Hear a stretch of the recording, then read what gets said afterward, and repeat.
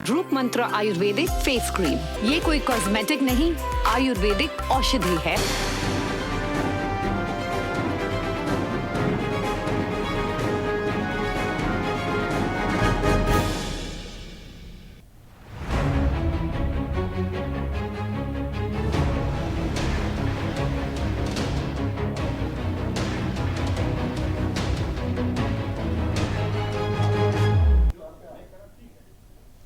नमस्कार, आप देख रहे हैं हमारी खास पेशकश सियासी रंग। सियासी रंग में हमारा फोकस होता है उन खबरों पर जो दिन भर की सुर्खियां होती हैं।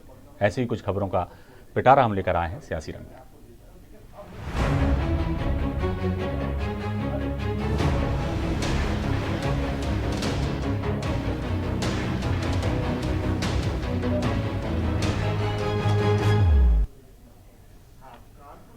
सियासी रंग में सबसे पहले बात मध्य प्रदेश की, जहां नगरीय निकाय चुनावों को लेकर कांग्रेस ने रणनीति बनाना शुरू कर दिया है। इसके लिए कांग्रेस ने एक समिति बनाई है।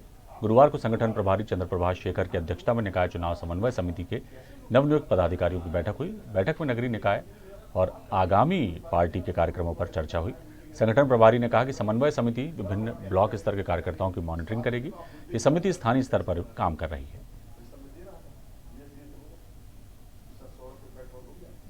समिति जो है ना तो ये कोई समिति है, ये प्रदेश कांग्रेस की एक टीम है जो प्रदेश कांग्रेस के विभिन्न कार्यों के संबंध में मॉनिटरिंग करेगी, चर्चा करेगी और पूरे विधानसभा चुनाव तक यह समिति के सदस्य या जो हमारे समन्वयक हैं, ये जो उनको दायित्व दिया गया उसके अनुसार काम करेंगे, चर्चा करेंगे, जिलों में जाएंगे और जो काम यहाँ पर सौंपा जाएगा कमलनाथ जी द्वारा प्रदेश कांग्रेस कमेटी को, उन काम को करने के लिए उनको।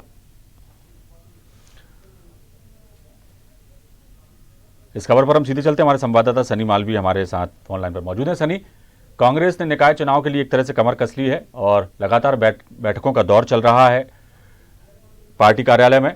क्या कुछ निकल कर आया है, तफसील से बताएं।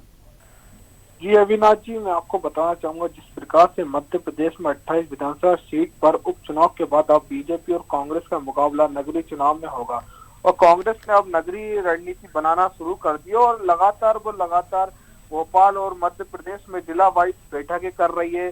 और भोपाल की बात की जाए तो भोपाल में जो पूर्व मंत्री है लखन सिंह गंगरिया को उनको नगर निगम का प्रभारी बनाया गया और प्रभारी कल ही उनने बैठक ली गई थी और भोपाल के जितने भी दावेदार हैं और पार्षद हैं, पूर्व पार्षद, उनसे 1-to-1 चर्चा की गई थी और स्थानीय मुद्दों को लेकर उनने बात की थी कि वास्तविक हकीकत क्या है। और आज ही नगरीय चुनाव को लेकर आज समन्वय समिति की एक बड़ी बैठक की गई है जिसमें विभागवार एक बैठक की गई है और यह बैठक बिल्कुल जो संगठन प्रभारी है चंद्र प्रभाष शेखर की अध्यक्षता में ये बैठक की गई थी, किस प्रकार से समन्वय बनाए रखे, क्योंकि कांग्रेस में अधिकतर देखने को मिलता है कि गुटबाजी की जो खबरें है वो सामने आती है।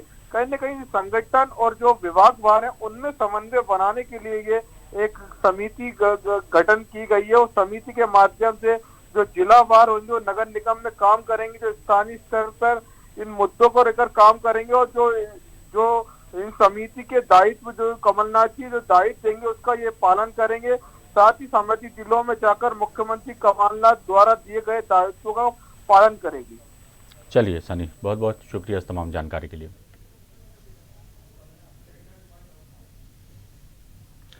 नगरीय निकाय चुनाव को लेकर बीजेपी और कांग्रेस की तैयारियां जोरों पर हैं। विनय बाकलीवाल ने कहा कि 21 तारीख को कांग्रेस का बड़ा आयोजन होने जा रहा है जिसमें पूर्व मुख्यमंत्री कमलनाथ भी शामिल होंगे।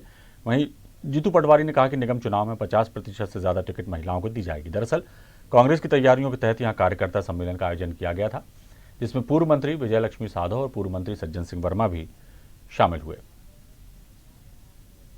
कई लोग संपर्क में आते हैं पर मैं सोचता हूं कि इस बार पवित्र कांग्रेस के साथी को ही टिकट देना चाहिए। आयातीत व्यक्ति को दूर रख के आज हम मध्य प्रदेश की सरकार को देखें तो 60% आयातीत, 70% कांग्रेस के लोग भरे हैं उसमें मंत्रिमंडल में। इस तरह की सरकार बनाने से फ़ायदा क्या? पवित्र कांग्रेस जो बरसों से मैंने भी भाषण में कहा 15-15 साल जिन लोगों ने लट टका है NSY यूथ कांग्रेस के साथियों ने, उनको क्यों ना टिकट दो। हारती हो कांग्रेस, कल हारती हो, आज हार जाए, उसका गम नहीं, लेकिन सेकंड थर्ड लाइन मजबूत करना हम जैसे नेताओं का धर्म है। कांग्रेस बिल्कुल भगनी उल्टी यूनाइट होके संगठित होके जो गंदगी थी वो कांग्रेस से छट गई है। जो बादल थे गंदे वो छट गए हैं। अब आसमान खुला हो गया और खुली हवा में कांग्रेस का हर व्यक्ति सांस ले लिया। जेबों की जो राजनीति थी, जो ठेके प्रथा थी, वो खत्म हो गई है। बहुत साफ सुथरी कांग्रेस हो गई है और उसी साफ सुथरी कांग्रेस मैदान में आएगी लड़ने के लिए। और संजय शुक्ला हमारा महापौर का प्रत्याशी परिषद में जीत कर अपनी परिषद बना के अपने वार्डों में जो कॉर्पोरेटर है उनको जिता के परिषद बना। इस खबर पर हम सीधे चलते हैं, हमारे संवाददाता अशरफ मंसूरी हमारे साथ ऑनलाइन पर हैं। अशरफ, कांग्रेस की बैठक हुई, सम्मेलन का आयोजन हुआ, बड़ी बड़ी बातें कही जा रही हैं और निकाय चुनाव की तैयारियों को लेकर एकजुट दिखाई दे रहे हैं वहां के नेता, क्या कहेंगे? जी बिल्कुल अविनाश, अगर बात की जाए कांग्रेस पार्टी की तो नगरीय निकाय चुनाव में पिछले 20 सालों से नगरीय निकाय की कुर्सी से कांग्रेस पार्टी दूर है और कहीं ना कहीं अपनी जो खोई हुई जमीन है कांग्रेस पार्टी उसको तलाशने की कोशिश कर रही है। और कांग्रेस पार्टी ने आज इंदौर में सबसे बड़ा दांव खेलते हुए महापौर के लिए संजय शुक्ला का नाम आगे बढ़ा है। कांग्रेस पार्टी के जो बड़े नेता है सज्जन सिंह वर्मा की बात करें, विजय लक्ष्मी साधो जो कि इंदौर में नगर निगम चुनाव की प्रभारी है, उन्होंने यहाँ पर घोषणा कर दी है कि हमारे कांग्रेस पार्टी के इंदौर से प्रत्याशी संजय शुक्ला होंगे, क्योंकि कांग्रेस पार्टी ने जो सर्वे किया उस सर्वे के आधार पर संजय शुक्ला का नाम सबसे आगे बताया जा रहा है। ऐसे में कहीं ना कहीं कांग्रेस पार्टी के जो भी बड़े नेता कांग्रेस के कार्यकर्ता सम्मेलन में शरीक हुए, उन्होंने सभी ने मेयर के रूप में संजय शुक्ला का नाम आगे बढ़ाया है। विजय लक्ष्मी साधो ने यहाँ पर साफ तौर से कह दिया है कि सर्वे में संजय शुक्ला का नाम सबसे आगे आया है। ऐसे में कांग्रेस पार्टी अब संजय शुक्ला पर कहीं ना कहीं दांव खेलते हुए नजर आ रही है। अगर संजय शुक्ला की बात करें तो अभी हाल ही में विधानसभा का चुनाव जीतकर वे विधायक बने हैं और जब से मेयर चुनाव को लेकर सरगर्मी तेज हुई है, इसमें कांग्रेस पार्टी की तरफ से सबसे ज्यादा जो नाम चर्चाओं में रहा है वह संजय शुक्ला का ही है। और पिछले कुछ दिनों से संजय शुक्ला भी इसको लेकर काफी सक्रिय नजर आ रहे हैं। तकरीबन 48 वार्डों में कांग्रेस पार्टी ने बैठकें तय की है और बैठक करके संजय शुक्ला का नाम आगे बढ़ाने की कोशिश भी की है। ऐसे में संजय शुक्ला का नाम आगे बढ़ाकर कांग्रेस पार्टी ने एक बड़ा दांव खेला है।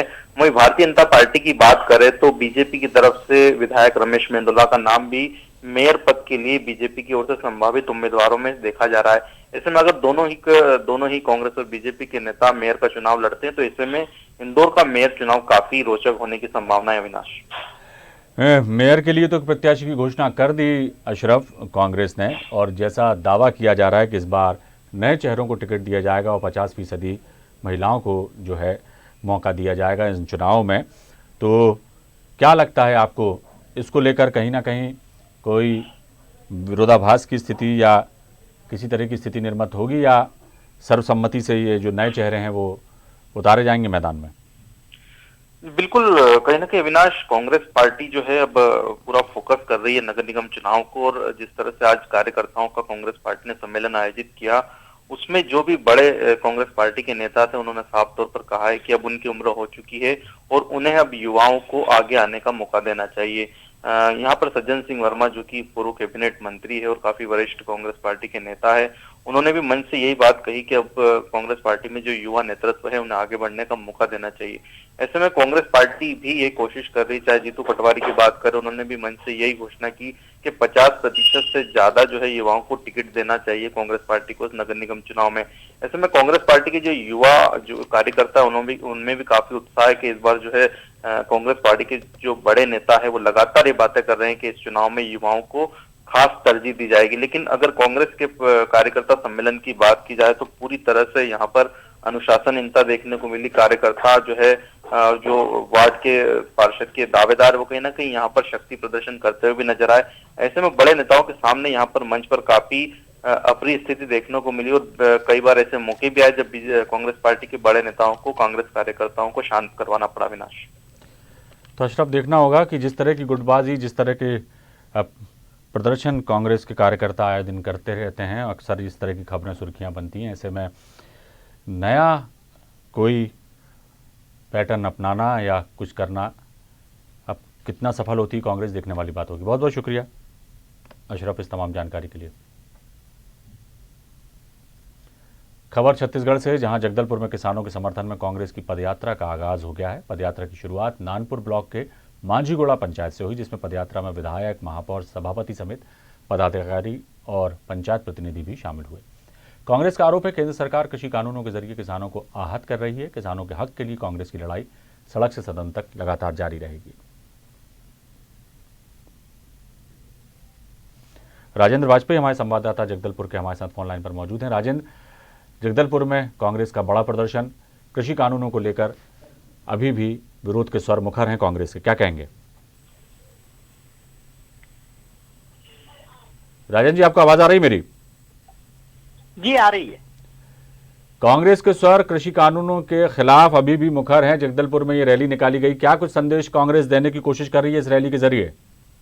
जी, दरअसल कांग्रेस ने ये रैली जो निकाली है वो ग्रामीण क्षेत्र से निकाली है ताकि उनको ग्रामीण इलाके के जो किसान हैं उनका समर्थन भी मिल सके, और साथ में वो इस केंद्र के द्वारा जो विधेयक लाए गए हैं और 3 कानून बनाए गए हैं, इसको उन्होंने किसान विरोधी कानून बताया है। और इसमें उनका कांग्रेस का ये कहना था कि ये मिनिमम सपोर्ट प्राइस किसानों के लिए नहीं बल्कि मिनिमम प्रॉफिट जो है वो पूंजीपतियों को इससे मिलेगा। और उन्होंने उनका ये कहना था कि इससे मंडी की व्यवस्था पूरी तरह चरमरा जाएगी, और जिस मंडी में किसान अपनी फसल बेचकर खुशहाल बनते हैं तो वो सारी व्यवस्था बिखर जाएगी। और जो स्वामीनाथन कमेटी की जो सिफारिश थी कि लागत मूल्य का 1.5 गुना किसानों को मिलेगा और इसको दिलाने के लिए मोदी सरकार ने वादा भी किया था, तो अब वो अपने वादे से मुकर रही है। और डीजल भी काफी महंगा है, साथ में रासायनिक खाद और जो उत्तम बीज है वो भी किसानों के लिए काफी महंगा साबित हो रहा है। तो उन्होंने ये बताया है कि केंद्र की जो मोदी सरकार है वो किसान विरोधी सरकार है, और गाँव गरीब और जो मजदूर वर्ग के लोग हैं और जो किसान हैं उनको लेकर जो है केंद्र का चेहरा इस विधेयक के माध्यम से जो है असली रूप उसका सामने आ गया है। और इस तरीके से इस रैली में जो है कांग्रेस को काफी समर्थन भी मिला है ग्रामीण इलाके में, और वो लोग काफी उत्साह से इस रैली में शामिल भी दिखे। जी चलिए, अब इनकी रैली कितना क्या कुछ असर किसानों पर डाल पाती है, क्या कुछ आगे होता है, सियासत तो बहरहाल पूरे देश में ही इस मुद्दे पर जारी है। बहुत बहुत शुक्रिया राजेंद्र इस तमाम जानकारी के लिए। राम मंदिर निर्माण को लेकर देश में चल रहे समर्पण निधि अभियान पर अखिलेश यादव के बयान से संतों में आक्रोश है। दरअसल अखिलेश यादव ने राज्यसभा सदन के दौरान समर्पण निधि अभियान को लेकर बयान दिया था। इस बयान को लेकर श्री राम जन्मभूमि तीर्थ क्षेत्र ट्रस्ट के महासचिव चंपत राय ने कहा कि भगवान सबको बुद्धि प्रदान करे। महंत परमहंस दास ने कहा कि प्रधानमंत्री नरेंद्र मोदी की बात को अखिलेश यादव ना समझे और ना आगे समझ पाएंगे। कोई बात नहीं, भगवान सबको बुद्धि प्रदान करे, सद्बुद्धि प्रदान करे, मेरा प्रणाम है सबको। अखिलेश यादव ने जो कहा है कि किसान आंदोलन करने वाले लोगों को जो है तो भाजपा जो है तो आंदोलन जीवी तो कहती है, लेकिन जो डोर टू डोर चंदा ले रहे हैं तो उनको चंदा जीवी क्यों नहीं कहा जाता है। तो मैं बताना चाहता हूं आदरणीय प्रधानमंत्री श्री नरेंद्र मोदी जी के जो कहने का अर्थ है वो अखिलेश यादव समझ नहीं पाए हैं और समझ भी नहीं पाएंगे। उनको इसके लिए अध्ययन करने की जरूरत है। कोई इस खबर पर सीधे चलते हमारे संवाददाता आजम खान हमारे साथ फोन लाइन पर जुड़े हुए। आजम, ये जो राम जन्मभूमि तीर्थ क्षेत्र ट्रस्ट के महासचिव हैं चंपत राय, उनका जो कहना है, महंत परमहंस दास जी का जो कहना है, अखिलेश यादव के बयान पर काफी आक्रोशित दिखाई दे रहे हैं, क्या कहेंगे? राम मंदिर निर्माण से जुड़े सभी कार्यदायी संस्थाओं के अधिकारी और संस्थाओं ने यहाँ पे देखिए ये एक जो है बड़ा आरोप जो है यहाँ पर लगाया है अखिलेश यादव के बयान पर। इन्होंने बहुत बड़ा जो है साधु संतों के भी बड़ा आक्रोश जो है, और उन्होंने जो है काफी आक्रोश जताया कि उन्होंने चंदा जीवी जो कहा है वो बहुत ही गलत है, बहुत ही निंदनीय है। इस पर जो है माफी मांगना चाहिए। इस तरीके की बात यहाँ के साधु संतों ने जो है कही है। तो राम मंदिर निर्माण का मार्ग जैसे जैसे प्रशस्त होता जा रहा, आगे बढ़ता जा रहा, उसको लेकर सियासत भी कम नहीं हो रही है उत्तर प्रदेश में, क्या कहेंगे? बिल्कुल, देखिए राम मंदिर निर्माण को लेकर के यहाँ पर देखिए जो समर्पण निधि अभियान जो चल रहा है, अखिलेश यादव ने जो बयान दिया उस पर संतों में आक्रोश है, और कहीं ना कहीं ये बिल्कुल देखिए देखने को लग रहा है कि विपक्ष जो है एक मुद्दा बनाता हुआ नजर आ रहा है कि जो है जो भाजपा जो सरकार है उस पर कहीं ना कहीं एक तंज जो है कस रहा है कि राम मंदिर निर्माण को लेकर के सियासत जो है की जा रही है। आजम, एक बात और भी है, मूल मुद्दों से हटकर जो मुद्दा एक तरह से राम मंदिर के निर्माण का मार्ग प्रशस्त हुआ है वो खत्म हो गया है, मंदिर निर्माण हो रहा है, अच्छी बात है, लेकिन इस मुद्दे को भुनाने में अभी भी विपक्ष जो है कोई कसर छोड़ नहीं रहा। मूल मुद्दे जो उत्तर प्रदेश के हैं, गरीबी के, बेरोजगारी के, उनसे इतर इस मुद्दे पर बीजेपी को या सरकार को घेरने की कोशिश की जा रही है और कोई मौका छोड़ा भी नहीं जा रहा, सदन से लेकर सड़क तक, क्या कहेंगे? बिल्कुल सही कहा आपने अविनाश जी। यहाँ पर देखिए जो विपक्ष है वो लगातार जो है सरकार को कहीं ना कहीं ये और सारी मुद्दों को लेकर के मतलब ध्यान हटा करके जो ये राम मंदिर निर्माण का जो समर्पण निधि अभियान जो चल रहा है उस पर भी ये जो है कहीं ना कहीं राजनीति जो है कर रहा है। और बिल्कुल इस पर जो है पूरी तरीके से चाहे सदन हो या कोई भी हो, ये एक राजनीति एक स्टैंड एक बना लिया गया है। कुल मिलाकर इस पर अभी सियासत और भी चलने वाली है, खत्म होने के आसार दिखाई देते नहीं हैं। आजम आगे आगे देखिए उत्तर प्रदेश की राजनीति और कहां कुछ जाती है। बहुत शुक्रिया इस तमाम जानकारी के लिए।